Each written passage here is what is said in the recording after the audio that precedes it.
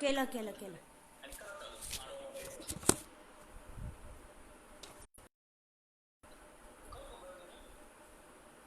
अजून चालू नाही झालंय ना? मग मला कसं काय समजेल चालू झालंय असं? नाही, मला कसं काय समजेल की चालू झालं आता असं? हम्म.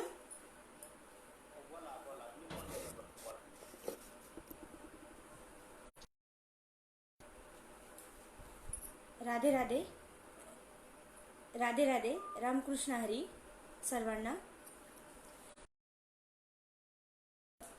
फेसबुक पेजवर आज मला लाईव्ह येण्याचं सेवा मिळाली, ती म्हणजे अखिल भारतीय अखिल भारतीय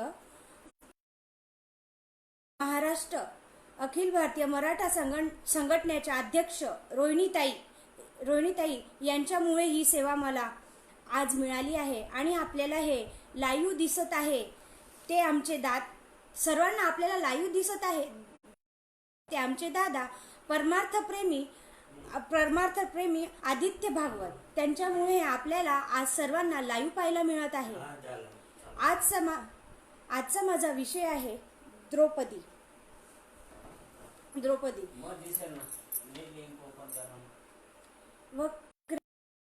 वक्रमाकाय सूर्यकोमप्रभ निर्विघ्नं कुरु मे देव सर्वकार्येषु सर्वदा. गुरुर्ब्रह्मा गुरुर्विष्णु गुरुर्देवो महेश्वरः. वसुदेव वसुतं देवां कंसचाणूरमर्दनां देवकी परमानन्दां कृष्णं वन्दे राधा मेरी स्वामिनी मैं राधिका दास जन्म जन्म मोहि दीजियो श्री वृंदावन को वास. त्वमेव माता च पिता त्वमेव बंधु च सखा त्वमेव विद्या धनं त्वमेव सर्वं मम देव. सर्वमंगलमांगल्ये शिवे सर्वार्थ साधिके शरण्ये त्र्यंबके गौरी नारायणी नमोस्तुते.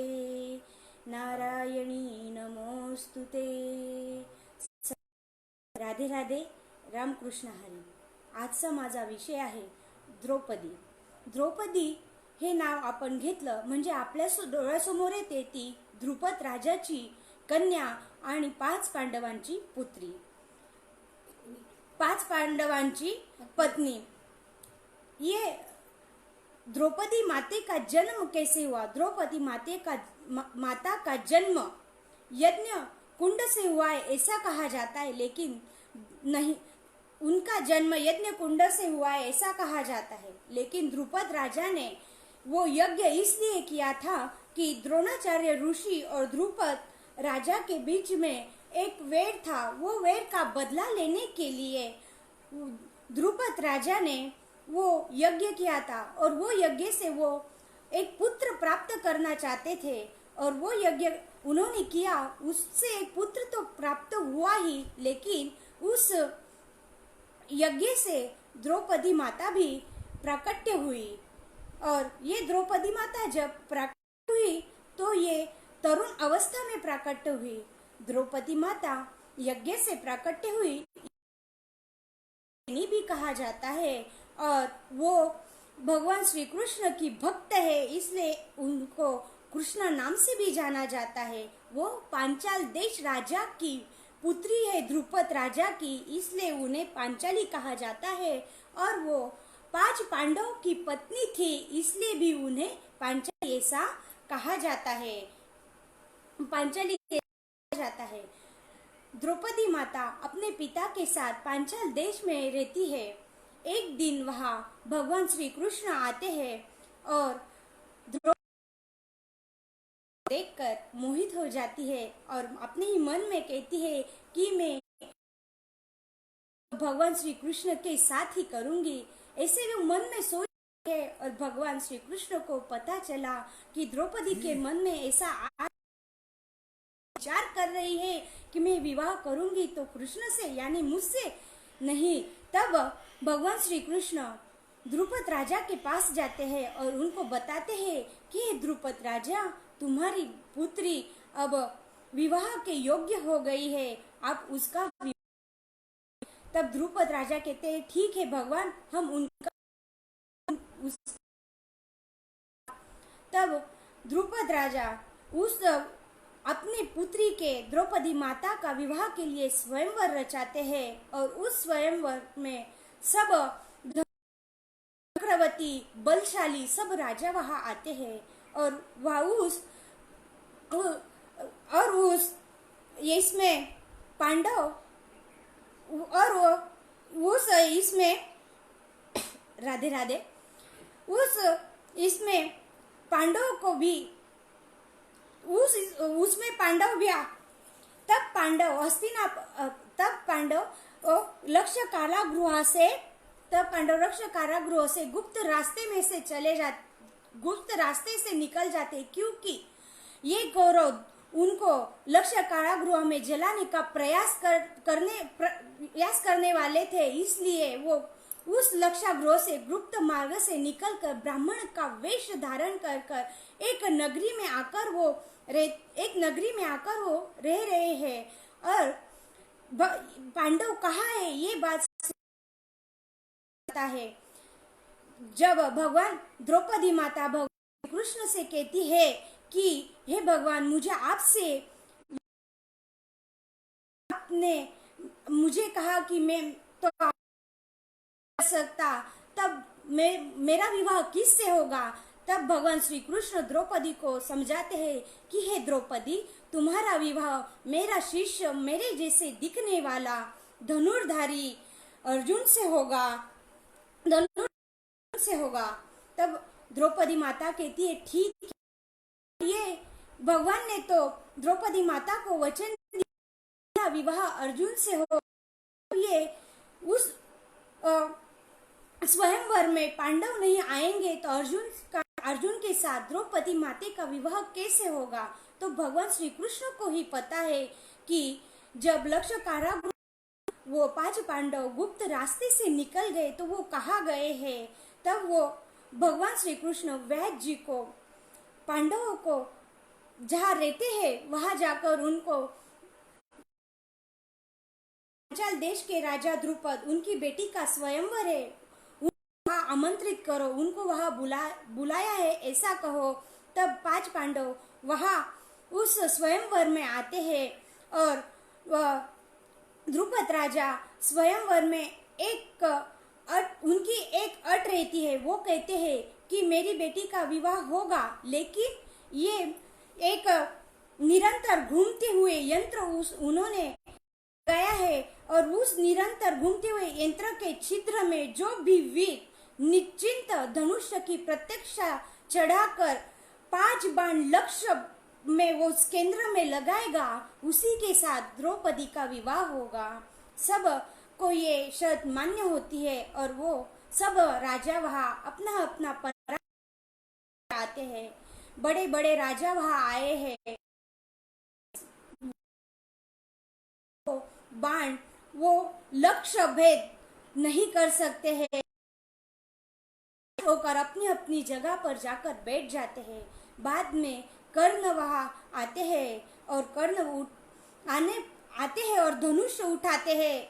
तब भगवान श्री कृष्ण द्रौपदी की तरफ देखते हैं और कहते हैं, द्रौपदी कुछ तो बोल, नहीं तो यह कर्ण से ही तुम्हें विवाह करना पड़ेगा, क्योंकि ये कर्ण भी धनुर्धारी है, ये भी बाण चलाना अच्छे से जानता है, इसे भी बाणों की विद्या सब।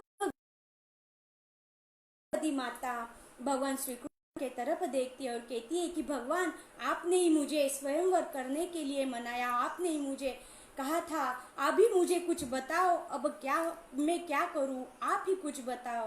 तब भगवान द्रौपदी माता से कहते हैं कि हे द्रौपदी, कहे कि मैं सुत पुत्र के साथ विवाह। तब द्रौपदी माता कहती है कि मैं सुत पुत्र से विवाह नहीं करूं। वो धनुष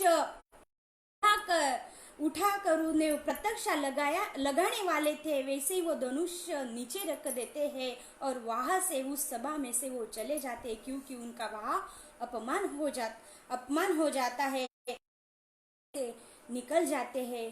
तब सब राजा वहां से कोई वो तीर नहीं लगा, वो बाण नहीं, वो उस केंद्र बिंदु पर नहीं चला सकता है। तब द्रुपद राजा अपने सिंहासन से उठकर खड़े हो जाते हैं और वो जोर जोर से क्रोध में आकर बोलने लगते हैं कि सारी धरती वीरों से क्या हीन हो गई है? क्या ऐसा भी यहाँ एक वीर नहीं कि जो मैंने जो शर्त रखी उसे पूरी कर सके?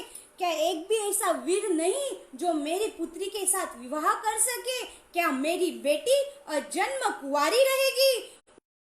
को शब्द में ये बात कर रहे हैं, ये शब्द सुनकर वो शब्द कर्णक, ये शब्द सुनकर अर्जुन के हृदय को छेद कर जाते हैं और वो तब अर्जुन वहां सामने आते हैं और उस धनुष जहाँ रखा है वहां जाकर खड़े रहते हैं। तो वहां के सब राजा उनकी निंदा करने लगते हैं, उन पर हंसने लगते हैं और कहते हैं, अरे ये भिक्षुक ब्राह्मण भिक्षा मांगकर पेट भरने वाला, ये क्या धनुष जाएगा और वो तीर बाणों का तीर से वो लक्ष्य भेदन करेगा?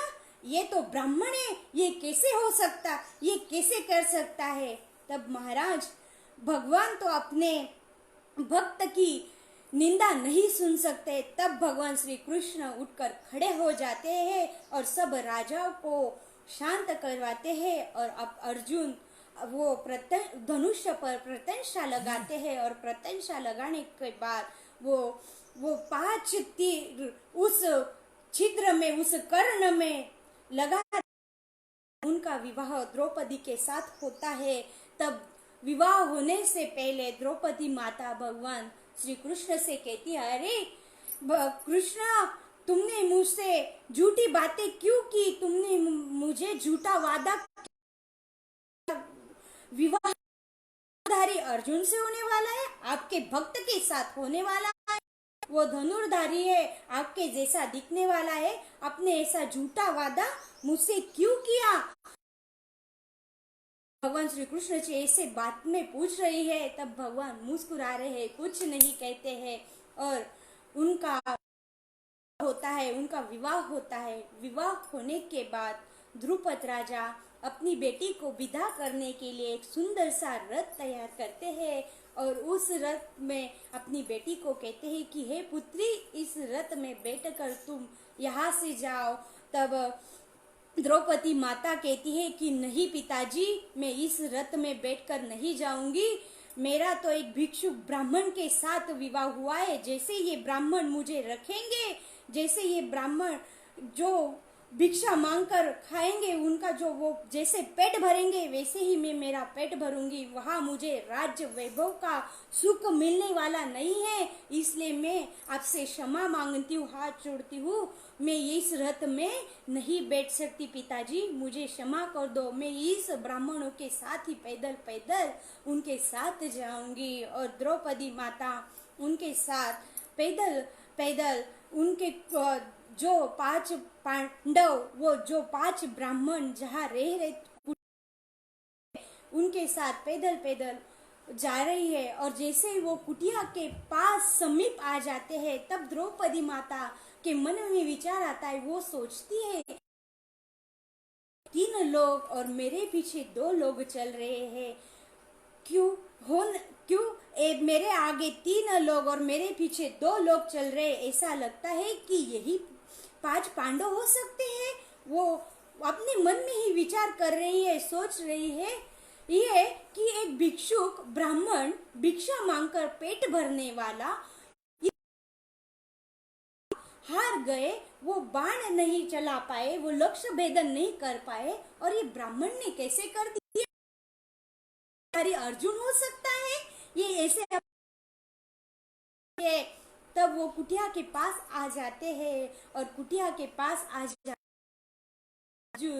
उन अपनी माँ से कहते हैं कि माँ देखो हमने क्या लाया है। तब कुटिया से आवाज आती है कुंती बुआ की और वो कुंती बुआ कहती है जो लाए हो वो 5 भाई बांट लो। वो द्रौपदी माता वो आनंद वो प्रकट करने वाली थी, तभी से उन्होंने ये तीखे शब्द अपने कान से सुने। वो आनंद भी वो प्रकट नहीं कर पाई। फिर से उनको वो निराशा उनके मन में आ गई। पहले निराशा तो भगवान श्री कृष्ण ने उनसे विवाह करने के लिए मना कर दिया, फिर भी वो वही भी द्रौपदी माता निराश हो गई। और अभी भी कुटिया से कुंती बुआ की आवाज आई कि जो लाए वो 5 भाई बांट लो। तो आनंद था कि मेरा विवाह अर्जुन के साथ हुआ है, वो आनंद वो प्रकट करना चाहती थी। उसके पहले ही ये शब्द उनके कान पर आए और हताश हो गई महाराज। और वो कहती है मैं क्या एक वस्तु हूँ, मैं एक नारी हूँ। एक नारी 5 इसमें कैसे बांटी जा सकती है, एक नारी 5 भाइयों में कैसे बांटी जा सकती है। मैं कोई वस्तु नहीं हूँ। कुंती बुआ बाहर आती है और देखती है तो क्या कि अर्जुन तो विवाह कर कर स्वयंवर कर कर द्रौपदी को साथ लेके आए हैं। तब कुंती बुआ उस पुत्री से द्रौपदी माता से हाथ जोड़कर क्षमा मांगती है। हे पुत्री मुझे क्षमा कर दो, मुझे क्षमा कर दो कि मैंने ऐसे शब्द कहे, मुझे पता नहीं था कि ये अर्जुन ने क्या लाए। अर्जुन ये अर्जुन तूने ये गलती की है। ऐसे कुंती बुआ अर्जुन से कहती है और